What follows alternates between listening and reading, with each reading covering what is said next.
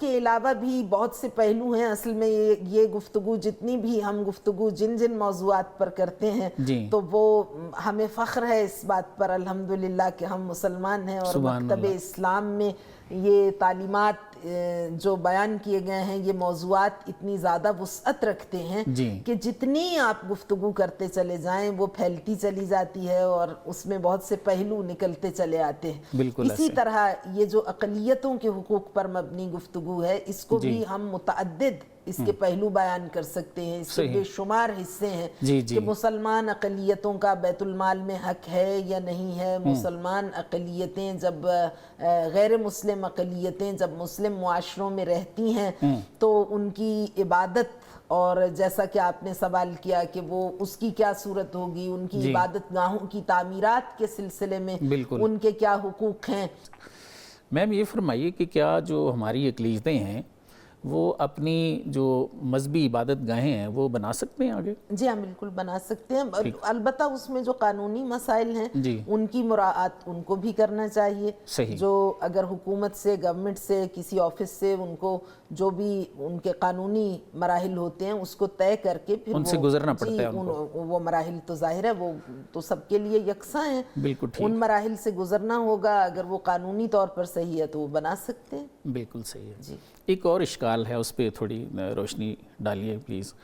کہ کیا جو اقلیتیں ہیں ان کا جو قصاص ہے یا دیت ہے وہ بالکل مسلمانوں کی طرح ہے یا اس میں کوئی فرق ہے؟ جی بڑا اچھا, بہت ہی عمدہ آپ نے سوال کیا ہے. بالکل وہ مسلمانوں کی مانند ہے, کیونکہ قرآن کریم کی آیت ہے وَإِن كَانَ مِن قَوْمٍ بَيْنَكُمْ وَبَيْنَهُمْ مِيثَاقٌ فَدِيَّةٌ مُسَلَّمَةٌ إِلَىٰ أَهْلِهِ وَتَحْرِيرُ رَقَبَةٍ.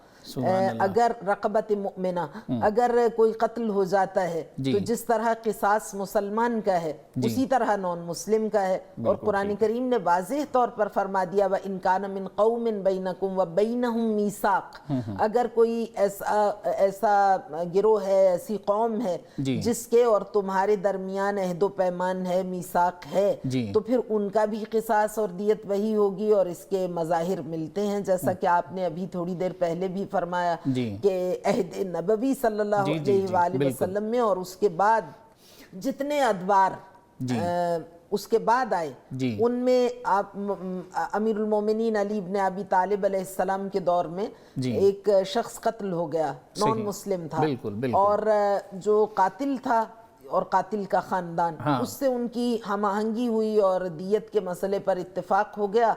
اور مسئلہ رفع دفع ہو گیا. لیکن آپ مطمئن نہیں ہوئے, آپ نے اس پارٹی کو بلایا, فریق کو, دوسرے کو جن کا مقتول تھا, مقتول کے ورثاء کو, اور آپ نے اطمینان کیا ان سے گفتگو کر کے کہ کہیں ایسا تو نہیں کہ تم لوگ کسی دباؤ کی وجہ سے یہ دیت لینے کے لیے تیار ہوئے ہو. تو جب انہوں نے خود اطمینان دلایا, آپ نے فرمایا کہ آخر تم دیت لینے پر کیوں راضی ہوئے, تو انہوں نے کہا اس لیے کہ اب مرنے والا تو لوٹ کے آئے گا نہیں, لیکن خاندان کو ضرورت ہے, تو اگر کچھ پیسے مل رہے ہیں یا کچھ مل رہا ہے تو وہ بہتر ہے, لاحقین کی مدد ہو جائے گی. تو آقا نے فرمایا کہ میں اطمینان کرنا چاہتا ہوں کہ تم کسی دباؤ کی وجہ سے تو یہ نہیں کر رہے. تو دیت اسی طرح سے ہے, قصاص اسی طرح سے ہے جس طرح مسلمانوں کا قصاص ہے. اور اس میں پھر یہ کہ اگر کسی کافر پر ظلم ہوتا ہے, کسی نون مسلم پر ظلم ہوتا ہے اور ظلم کرنے والا مسلمان ہے, تو اس کو وہی سزا دی جائے گی جو مسلمان کی مسلمان کے لیے ہے. بالکل ٹھیک. یعنی اگر مسلمان پر ظلم و زیادتی روا رکھا جائے, اچھا پھر اس کے ساتھ ساتھ ایک اور بات یہ ہے کہ اگر اندرونی کے علاوہ بیرونی طاقتیں ان سے کوئی خطرہ ہو تو مسلم ریاست کی یہ ذمہ داری ہے اسٹیٹ کی کہ ان لوگوں کو مکمل طور پر تحفظ فراہم کیا جائے اور ان کی پروٹیکشن کے لیے جتنا باقاعدہ جنگ بھی ہو سکتی ہے. ہاں بالکل. تو البتہ یہ ہے کہ ملٹری سروسز کے لیے نان مسلم کو استثناء کیا گیا, مستثنیٰ کیا گیا. اس استثناء کی وجہ خدا نخواستہ ان کو ہیوملیٹ کرنا یا ان کی انسلٹ کرنا یا کوئی ڈس رسپیکٹ نہیں,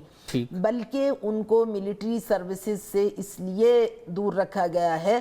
کہ چونکہ ان کی جان و مال کی حفاظت مسلم ریاست کی ذمہ داری سبحان ہے، اللہ، واہ تو واہ، جب محاذ جنگ پر جائے گا، جنگ کے واہ، حالات ہوں گے تو اس کی جان بھی جا سکتی ہے، بالکل تو ٹھیک، ہم تو اس بالکل، کی جان کی ماشاء حفاظت کے ضامن ہیں۔ سبحان اسلام اللہ، نے سبحان ہمیں اللہ، ضامن ٹھہرایا سبحان اور اللہ، ہماری جانوں پر ان کی جان اور ان کے اموال کو ترجیح دی ہے، واہ واہ، اس واہ لیے واہ، کیا ان اعلیٰ کو فوج میں اس طرح کی ملازمتوں سے روکا گیا یا اس طرح کے حالات میں انہیں محاذ جنگ پر جانے سے روکا گیا۔ تو جب ہم اس پہلو کا جائزہ لیتے ہیں تو ایک بار پھر دین مبین اسلام سبحان کی اللہ، یہ سبحان موجز اللہ، آسا تعلیمات واہ واہ، جو حقوق انسانی کی اس حد تک علمبردار ہیں، وہ انسان کو ورطہ حیرت میں ڈال دیتی سبحان ہیں اللہ، کہ سبحان کوئی اللہ، مذہب اس حد تک دوسرے کے حقوق کا تحفظ کر سکتا ہے کہ واہ واہ، اپنے اوپر اس کو ترجیح دے، تو یہ اسلام کا حکم ہے۔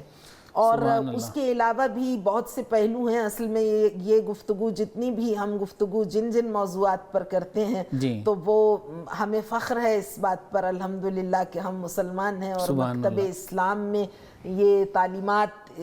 جو بیان کیے گئے ہیں، یہ موضوعات اتنی زیادہ وسعت رکھتے ہیں جی، کہ جتنی آپ گفتگو کرتے چلے جائیں وہ پھیلتی چلی جاتی ہے اور اس میں بہت سے پہلو نکلتے چلے آتے ہیں۔ بالکل اسی ایسے، طرح یہ جو اقلیتوں کے حقوق پر مبنی گفتگو ہے، اس کو بھی ہم متعدد اس کے پہلو بیان کر سکتے ہیں۔ اس کے بے شمار حصے ہیں جی جی، کہ مسلمان اقلیتوں کا بیت المال میں حق ہے یا نہیں ہے، مسلمان اقلیتیں جب غیر مسلم اقلیتیں جب مسلم معاشروں میں رہتی ہیں تو ان کی عبادت، اور جیسا کہ آپ نے سوال کیا کہ وہ اس کی کیا صورت ہوگی، ان کی جی، عبادت گاہوں کی تعمیرات کے سلسلے میں بالکل، ان کے کیا حقوق ہیں، ان کے کیا رائٹس ہیں، اور اس کے علاوہ اگر کوئی قتل ہو جائے تو کیا ہے۔ تو اسی طرح سے ان سے جزیہ وصول کرنے کے جو امور ہیں اس میں ان کو کتنی مراعات مل سکتی ہے، تو یہ بہت سے پہلو ہیں۔ جی جی، دین اسلام کے مختلف امور سے آگہی کے لیے ابھی سنو نیوز کا یوٹیوب چینل سبسکرائب کیجئے اور بیل آئیکن کا بٹن ضرور پریس کیجئے۔